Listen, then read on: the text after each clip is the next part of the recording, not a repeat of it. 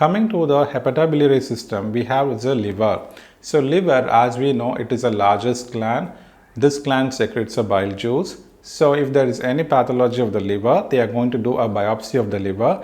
This biopsy can be done either as a wedge biopsy or as a fine needle aspiration biopsy. They can also take a needle and take a biopsy of the liver. Now we need to understand whether this liver biopsy is taking place as a primary method or is it being done as an adjunct technique along with a major procedure. In that case, you will have to report the add-on code for a liver biopsy.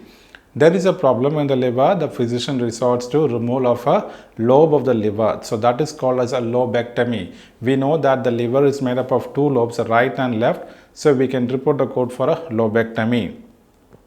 The lobes are in turn made of segments. So if the physician is removing a segment of the liver, it's called as a segmentectomy.